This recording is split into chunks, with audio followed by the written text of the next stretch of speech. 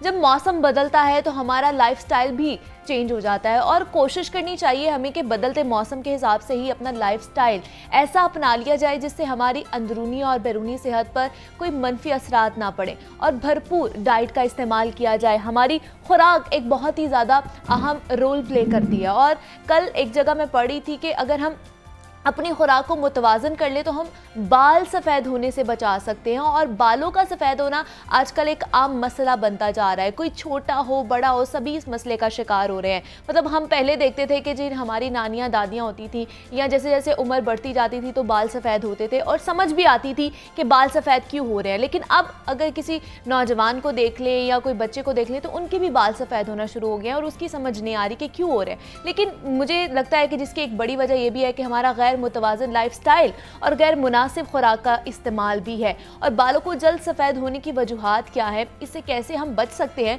कौन कौन सी ग़िज़ाओं का इस्तेमाल इस मसले की रोकथाम में हमारे मददगार साबित हो सकता है, इस पर बात करेंगे। हमारे साथ मौजूद हैं माहिर ग़िज़ायात हैं ज़ोहा सुहेल है। ज़ोहा, मैं आपको खुशामदीद कहती हूँ जागो लाहौर में। कैसी हैं आप? बिल्कुल ठीक, आप कैसी हैं? मैं भी बिल्कुल ठीक ठाक। ज़ोहा, आजकल जो एक शिकायत की जा रही है ख़ासतौर पर नौजवान नस्ल की जानिब से कि एक तो बाल गिरते हैं, मौसम जब बदलता है गिर रहे, लेकिन अब सफ़ेद होना शुरू हो गया है बाल। मतलब पहले जब मैं बता रही थी कि पहले हम देखते थे बड़े जो बूढ़े थे उनके बाल सफ़ेद होते थे उम्र के साथ साथ, तो एक समझ आती थी कि उनकी उम्र बढ़ रही है। अब नौजवान नस्ल के बाल सफ़ेद हो रहे हैं, बच्चों के बाल सफ़ेद हो रहे हैं, क्यों? बिल्कुल मुनीबा, ग्रेइंग ऑफ हेयर्स, बालों का सफ़ेद होना अब आपको 20 के बाद बच्चों में नज़र आना शुरू हो जाता है। ओल्डर एज में तो एक नेचुरल प्रोसेस है, लेकिन बच्चों में बाल सफ़ेद होने के पीछे जो बिग रीजंस हैं उनको मैं डिस्कस ज़रूर करूँगी यहाँ पे। सबसे पहले उसमें आ जाती है स्ट्रेस। जो बच्चे स्टडीज़ का स्ट्रेस लेते हैं, किसी और किस्म का स्ट्रेस लेते हैं, उससे क्या होता है कि बालों का जो एक पिगमेंट है मेलानिन, उसकी प्रोडक्शन स्ट्रेस की वजह से कम हो जाती है। ठीक है। जितना कम मेलानिन बनेगा उतनी जल्दी आपके जो बाल हैं वो सफ़ेद होना शुरू हो जाएंगे।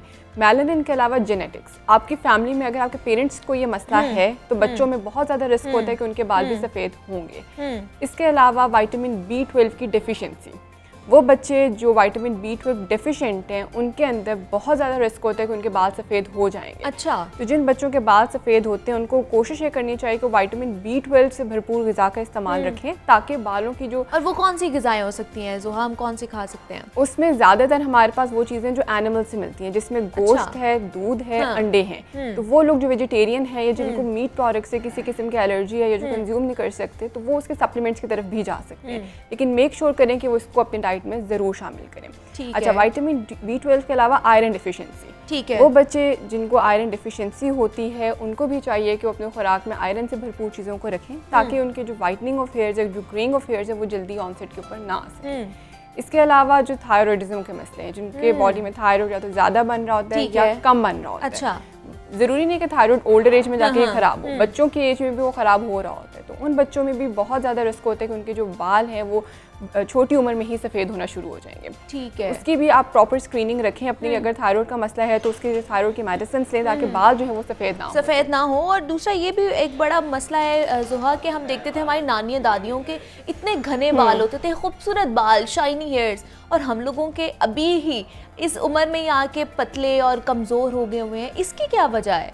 अच्छा, इसकी वजह एक तो हमारा लाइफस्टाइल है। जिस तरह से आजकल बहुत ज़्यादा हेयर ट्रीटमेंट्स आ गए हुए हैं, बहुत ज़्यादा केमिकल्स लोग यूज़ करें, यानी कि बाल सफ़ेद हो रहे हैं तो उसको वो डाई करवा रहे हैं ताकि वो दोबारा से ठीक हो। जब केमिकल किस किस्म का उसके अंदर इस्तेमाल हो रहा है, एक बहुत बड़ा फैक्टर है। इसके अलावा जिस तरह से ब्लो ड्राई लोग करवा रहे होते हैं, स्ट्रेटनिंग की तरफ जा रहे होते हैं, तो इस तरह के जो एक्सेसिव हीट ट्रीटमेंट्स हैं वो बालों को थिन करने में रोल प्ले करते हैं।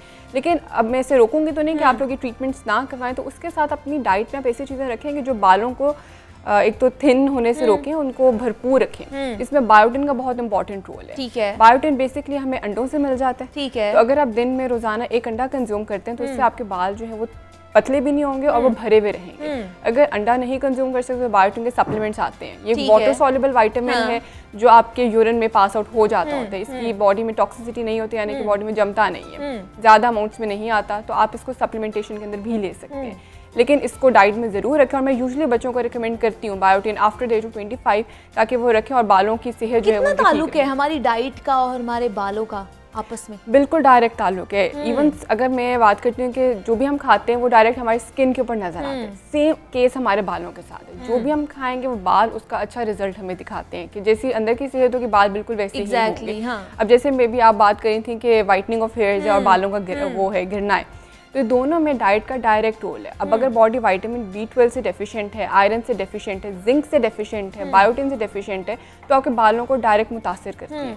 बहुत से बच्चे बच्चियां आजकल कीटो डाइट की तरफ जा रहे हैं। एग्जैक्टली, ये बहुत ज़्यादा मेरे ख्याल से एक गलत कॉन्सेप्ट है, क्योंकि बिल्कुल ही वो लोग ख़त्म कर देते हैं खाना पीना। ऐसे ये अच्छा, कीटो डाइट के अलावा अगर वेट लॉस प्रोग्राम्स की तरफ जा रहे हैं, दिन में कुछ नहीं खाना, सिर्फ रात में एक कैबेज खा लेनी और सुबह एक गाजर खा लेनी है, ये सबसे पहले बच्चों के बालों की सेहत को ख़राब करते हैं। तो अगर आप इस तरह के डाइट प्लान्स को फॉलो कर रहे हैं तो प्लीज़ इनको फॉलो मत करें, बैलेंस डाइट की तरफ आएँ ताकि आपके बालों की सेहत, स्किन की सेहत और बॉडी के अंदर की जो सेहत है वो ठीक रहे, वो मुतासिर ना हो। और दूसरा पता है ज़ोहा के हमारे बचपन में हमें नानियाँ दादियाँ हमें कहती थी कि जी ये चीज़ें भी लगाएं, घर के टोटके भी करें। अब जैसे आप कह रहे हैं अंडा एक कंज्यूम कर लेना, और वो कहते थे अंडा सर पे भी लगाना चाहिए, बालों के लिए बड़ा अच्छा होता है।